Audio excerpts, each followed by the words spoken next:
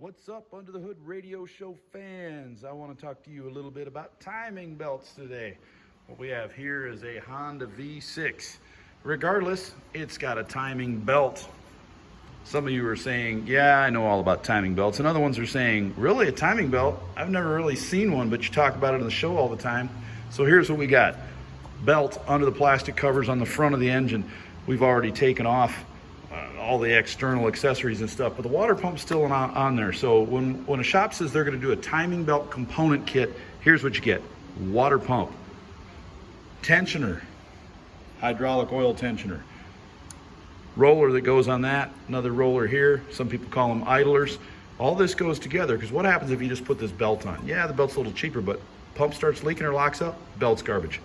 Tensioner fails, belt's garbage. Idler, rollers, they fail, thing's garbage.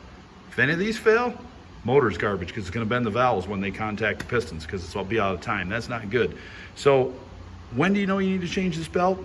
5 years, 60,000 miles is typical on a lot of them. Some more, just depending. But look at this thing. Let's see if we can get a good shot. Oh yeah. See those cracks? Belts usually don't even crack much anymore. They got to be real old to crack because now with this with the high content of nitrile and stuff they put in these belts, a lot of times they don't crack, they just fall apart and they're gone.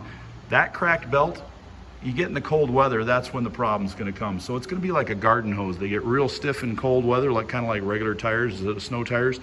Somebody's going to crank this thing and it's just going to bust, it's going to jump teeth, and it's going to be junk. So this engine is a used engine. We're putting this in a vehicle, and when we put them in, every one of them gets a new timing belt component kit, spark plugs, coil boots, any seals or gaskets we see leaking, we throw it in and guarantee it. So why would we not do a timing belt when we have it apart? It's right there in our face. So just a little quick video about timing belts. Hope that helped you guys. If you have any questions, of course, reply to the video on timing belts and we'll do our best to answer them. Otherwise, check out our radio show, Under the Hood Show, right here or on any podcast site, pretty much anywhere. Thanks for liking and subscribing to our YouTube channel. Take care, everybody. We'll see you under the hood.